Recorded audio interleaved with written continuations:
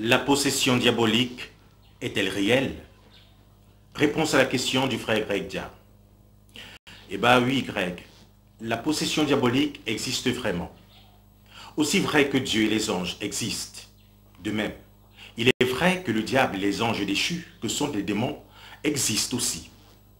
L'Église affirme que les démons ont vraiment le pouvoir de posséder ou d'obséder les corps des hommes, des animaux, comme celui des objets matériels.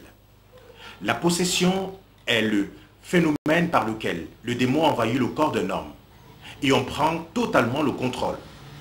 Les deux éléments fondamentaux de la possession sont la présence d'un ou plusieurs démons dans sa victime, le commandement despotique du démon sur elle. On appelle l'infestation la présence d'un démon dans un objet matériel ou un lieu, par exemple une maison ou un cimetière.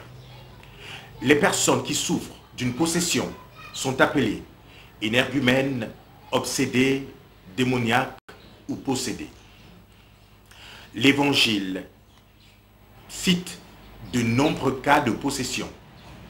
Il y a par exemple le possédé de Gérasen, que Jésus libère de ses légions de démons. Dans Marc, au chapitre 5, versets 1 à 13. Ou encore le possédé que Jésus exorcise dans la synagogue de Capharnaüm, après que ces derniers eurent tenté de l'agresser. Marc chapitre 1, verset 13 à 27. Les évangiles notent que Jésus, pendant sa vie publique, chassait de nombreux démons. Marc au chapitre 1, verset 34. Et que les gens qui assistaient à ces premiers exorcismes étaient stupéfaits, car Jésus avait autorité sur eux. Luc au chapitre 4, verset 36. La catéchèse de l'Église catholique rappelle qu'il convient, avant de pratiquer un exorcisme, de bien distinguer les maladies psychiques des véritables cas de possession démoniaque.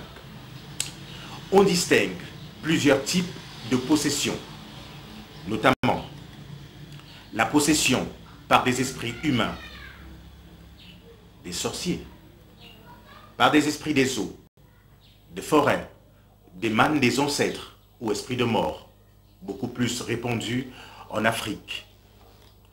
Et effectivement, la possession par des puissants démons de l'enfer, tels que Satan, Léviathan, Bélial, Belzébuth, beaucoup plus répandus en Orient et en Occident.